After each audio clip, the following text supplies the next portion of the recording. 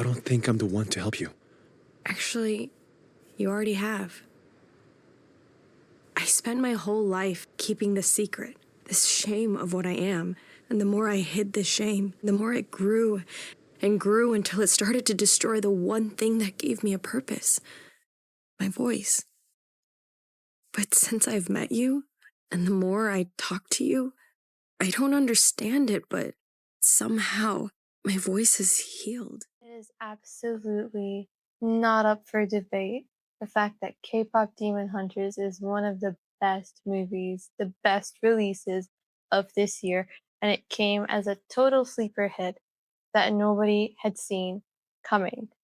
But God, when it released, it was so perfectly done on so many fronts, and especially the story, that after watching the movie, I immediately grabbed a notebook and I just started analyzing the hell out of this singular theme that Kwang and her team of writers absolutely decimated and beautifully just illustrated. Like, I have never seen a better symbol, a better metaphor for trauma and facing your traumas and healing than in this movie. I want to start by a little bit of a recap of the story. Naturally, spoilers ahead. So, K-pop Demon Hunters is about a K-pop trio who hunt demons. Unsurprisingly, this trio is called Huntrix. Their goal is to get the Hunmoon, a barrier between the human and demon realm, to solidify and look golden to banish demons permanently from the human realm. The more fans they have, the closer they are to reaching a golden Hunmoon. But the demons, knowing that this will obviously happen, won't just sit idly by. Naturally, they want to feast on human souls, and they want to send these human souls to their demon king. In fact, they are ordered and almost controlled to feed him, essentially, these human souls.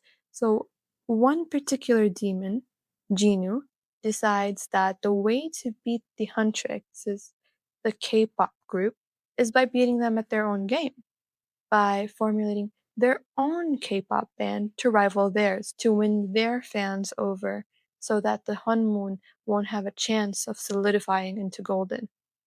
But before the Saja Boys, which are the K-pop demon boy band, are introduced, there's a huge problem for the leader of the trio, Rumi.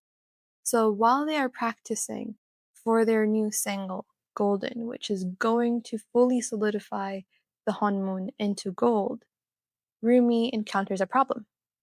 Her voice completely is lost in terms of singing. She cannot sing anymore, and she is well known for her vocals. She is the lead vocalist, so her losing her vocals is a huge deal. And not only that, it is also revealed that Rumi is half demon. When I tell you that I was shocked that Rumi is half demon, I was shocked. And this was like 15, 20 minutes into the movie, and they dropped that huge bombshell that she's actually half demon. And essentially, Rumi's hypothesis is that because the demon marks are spreading out throughout her body because they start from her chest and off to her shoulder, because they are spreading to her throat, they must be the reason that she has lost her voice. She has been, as the leader, much more interested and motivated to get the Hanmun into gold because she wants to banish these marks, because she wants to be normal and open, because she's literally been avoiding going to the bathhouse with her friends, her bandmates, for years just because she wants to hide these demon marks, right? So she's extra super prepared to get rid of these demon marks forever and banish it permanently. That's why she's striving so hard to get Golden released and why losing her voice is so catastrophic for her. But that's what it's presented at first. However, the patterns are actually just a metaphor for trauma. And I don't understand how nobody has made a video about this yet. The reality of why Rumi has lost her voice is not because the demon mark somehow magically stopped her from being able to sing as beautifully as she did once before. It is actually because she has constantly suppressed her wounds and her traumas and has never faced them before.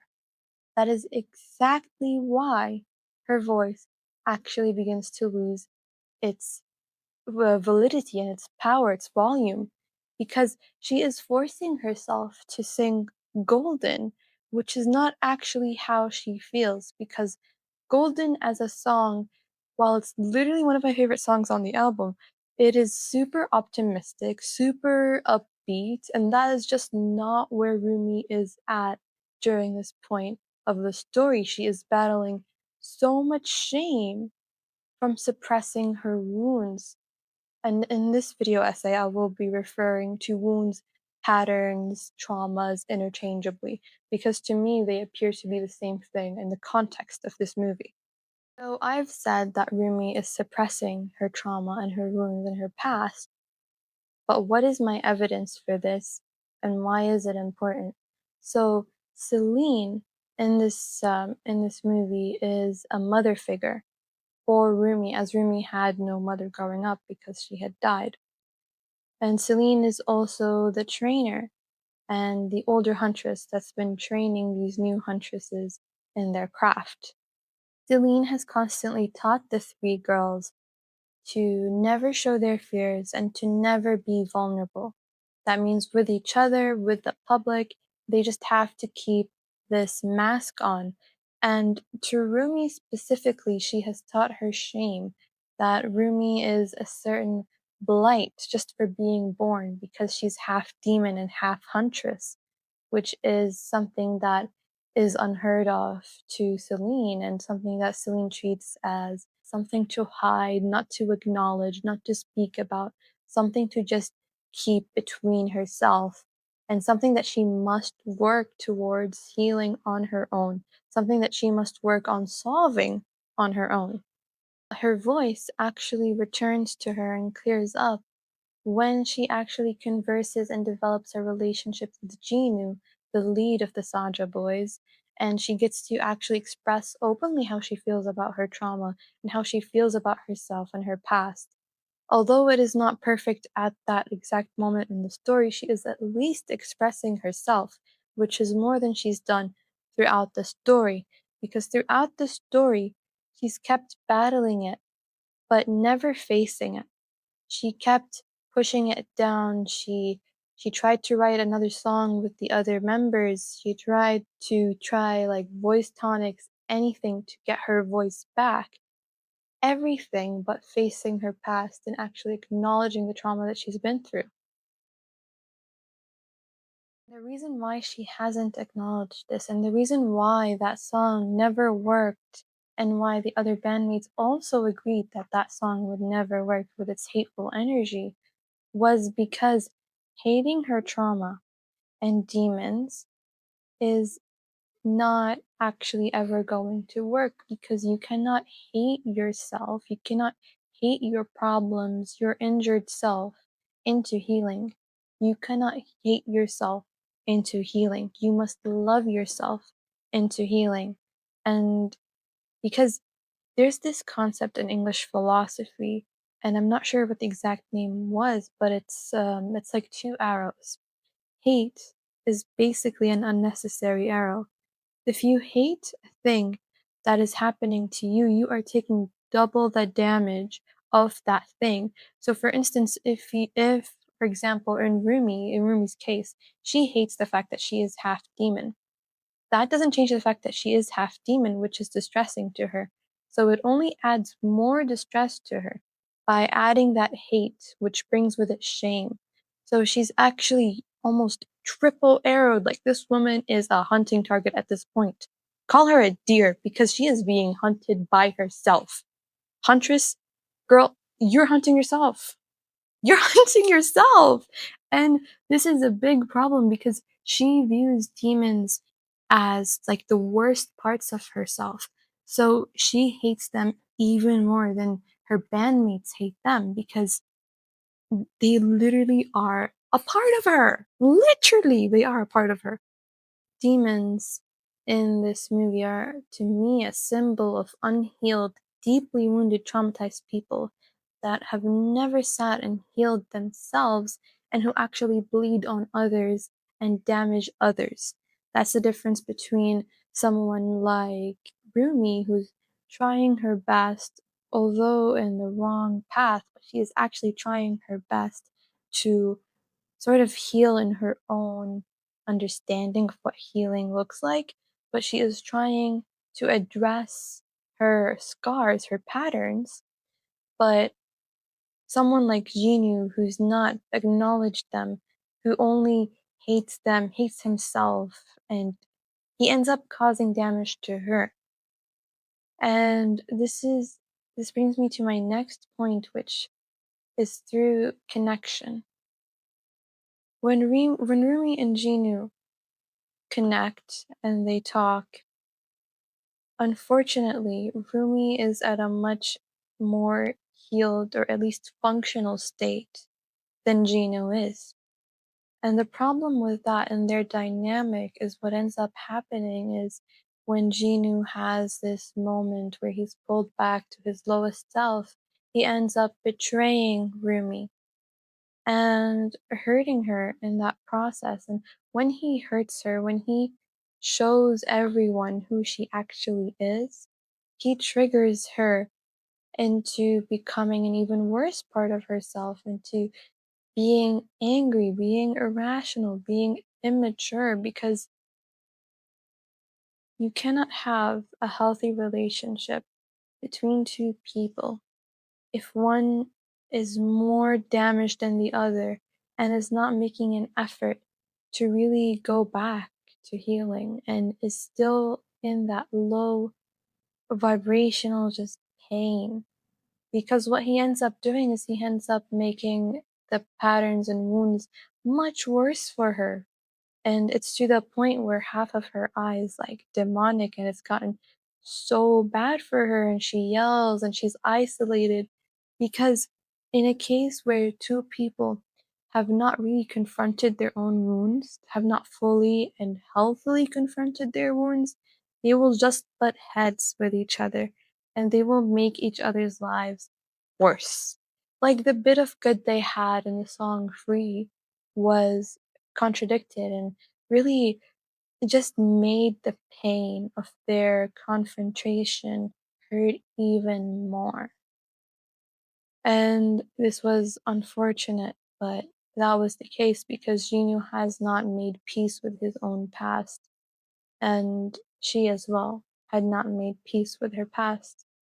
And with everything I've said so far, I want to take a moment to really recap what has happened to Rumi and reframe it into how it impacts us as the viewer, the part where we actually learn about our traumas.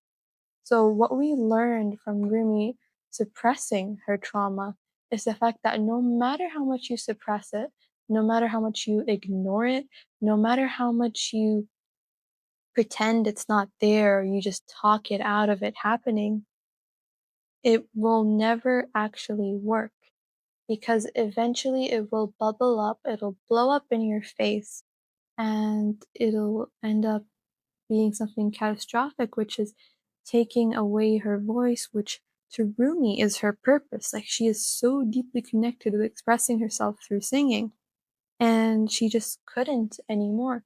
And I personally experienced this when I did not sit with myself and really talk with myself and figure out what was going on with me. I actually had a horrible writing block, and the words just could not flow to me in this state where I was super super bleeding. I was just bleeding all over from the wounds that I had that I did not address or begin to heal.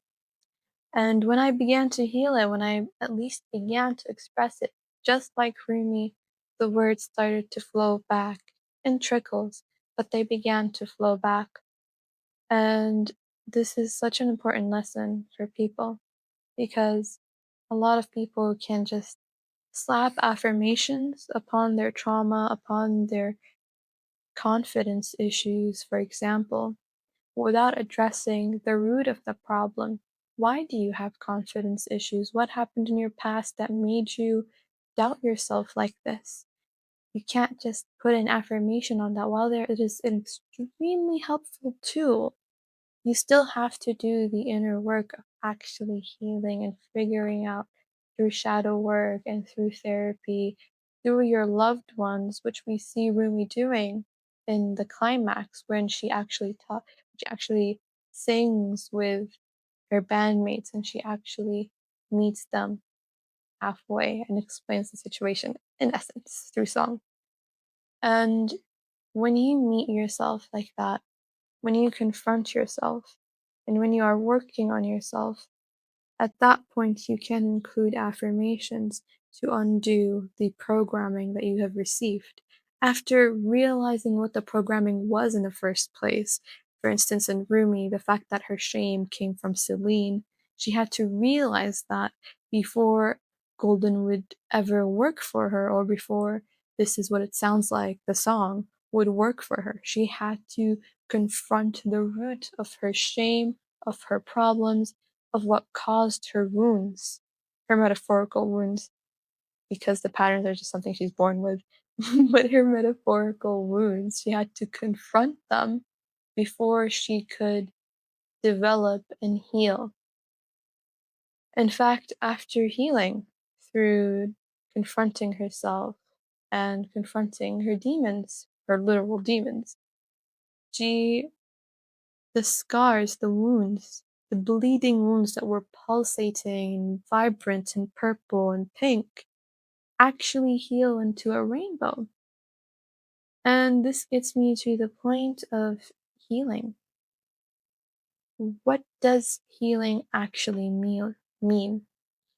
Healing is not through forcibly wishing pain away via Golden's optimistic song, nor through hating it and burying it deep down via the song Takedown, but it is through the vulnerable truth of the song This Is What It Sounds Like.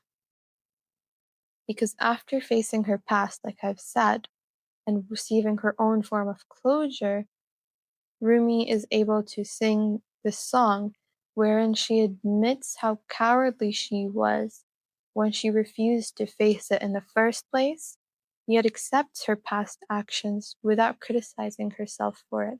So in the song, she says, "So we're cowards, so we're not heroes, we're survivors."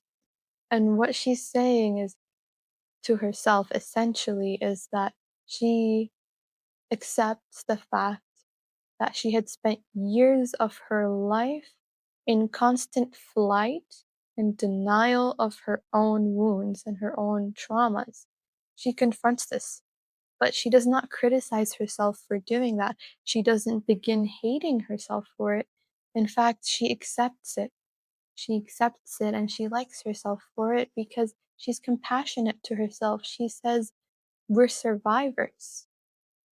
In a sense, she's a survivor because she had to survive with what she had, and she did her best with what she had, with the resources she had, with the mindset she had at that point.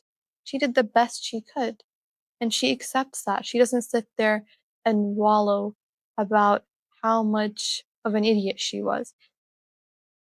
She walks confidently on, accepting her trauma as part of her, saying that underneath her mask, there is harmony between her past and her current self.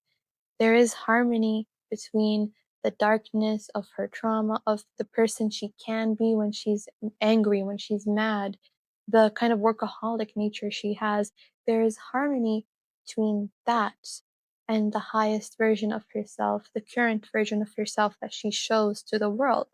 There is a harmony within her. She is not bad or good, nor cowardly or heroic, but a beautiful blend of both. And this brings us to the true Honmun. The true Honmun is not golden, because the golden Honmun simply denies the existence of sadness, of trauma, of wounds, of past. It denies it and it coats everything in this beautiful paint of paint gold, in this beautiful gold paint. But that's not the truth of the situation.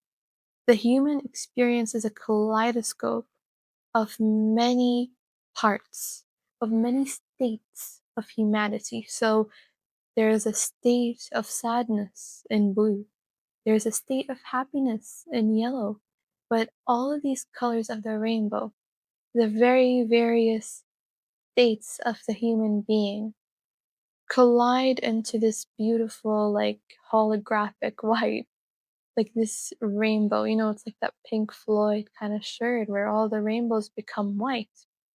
And it's this beautiful blend, this beautiful kaleidoscope of the human experience. The demons that whisper in your ear and tell you that you're worth nothing, that you did this in the past, so you must wallow in it and you don't deserve this or that.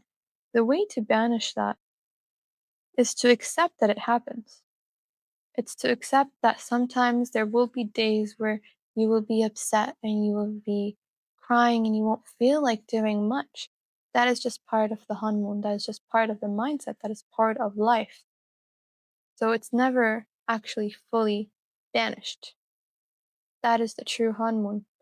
And to add on to that, which is something that I forgot to add on, demons, the unhealed people that harm us, that traumatize us further, that make our wounds worse, are not beyond redemption. They are not to be hated because they are not beyond redemption, as we see with Jinyu sacrificing himself at the end to help Rumi defeat the Demon King.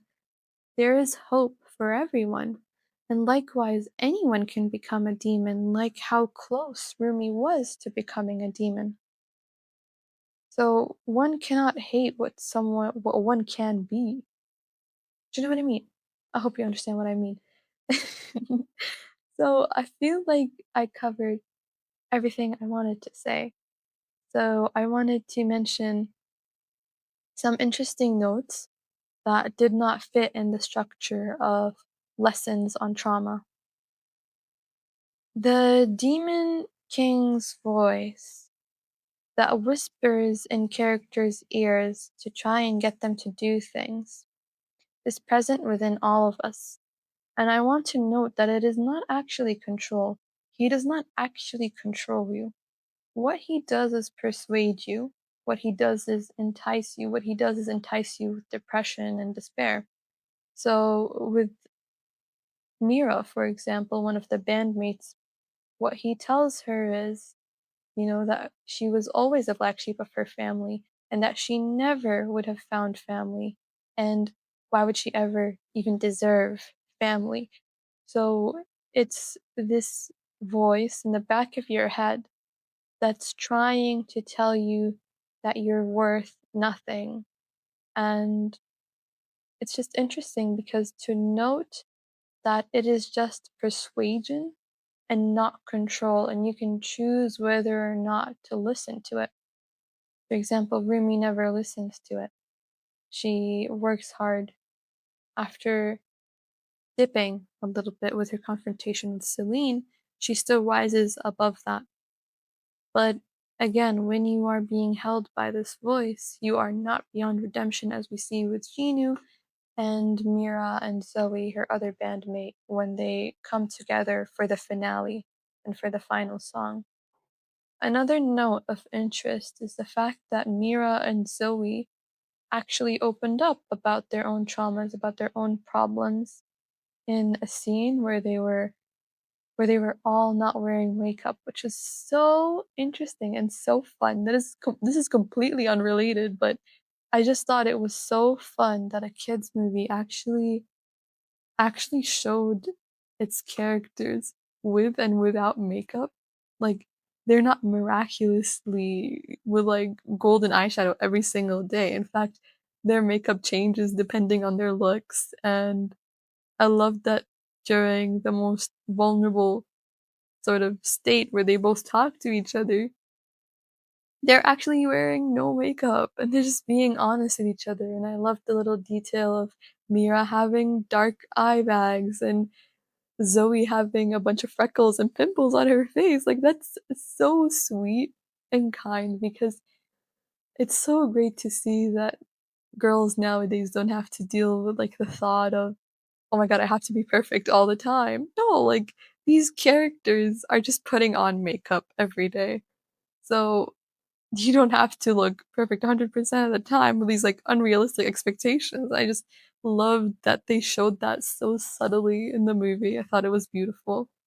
And I also thought that the dynamic between Zoe, Mira, and Rumi was so well done because often, especially with us women who grew up with Powerpuff Girls and Totally Spies, we grew up with like this dynamic of, oh, leader type, girly, bubbly type, and sporty type. And this was like not, this was very basic and very shallow and very untrue. And there were many girls back in the day who had to stick with Buttercup, even though they didn't want to be Buttercup because somebody already claimed Blossom, somebody already claimed Bubbles, and they had to be put in this tomboyish place where they didn't want to be tomboyish. And in that dynamic, they were all very one note. However, in K-pop Demon Hunters, the trio is actually mostly very feminine and they're very comfortable with their femininity. And Mira is a bit angry, she has a bit of a short fuse, Zoe's a bit bubbly, but they're all very complex, and because of how well written they are, they're not one note. So I don't imagine that the girls of nowadays would be upset if they were shoveled into Mira or Zoe or Rumi, because there would be enough of them in each character, which I really loved. I really like that they did that. That was very beautiful. Yeah, that was really beautiful. In conclusion, K-pop Demon Hunters is a very good movie, and I can't believe you guys haven't watched it already. Unless you have. In which case, I would like you guys to explain or give me your own thoughts on the scars, because that is something that I did not find a full explanation for within myself, because I understood why she was wounded and I understood how she healed and how they became this kaleidoscope. But after that event, the scars were still there, but they kind of healed and looked like her skin. And I didn't understand the metaphoric significance of that. So if you understand, sound off below. Merci beaucoup. Subscribe for more. I do bi-weekly videos sort of about reflections, and this is actually out of the ordinary for me, but I just liked this movie and I saw nobody talking about the depth of the metaphor that was involved and how helpful it is to include, to like analyze for us to deal with our own traumas. I will also leave in the description my notes, because I know I tend to be a bit rambly when I try to express myself verbally. I'm actually a much better writer, so I'll leave my notes down below just so that you can follow along with what I'm trying to say. Okay, I hope this video was illustrative of something to you. I hope it was of some benefit, and thank you for watching. See you later.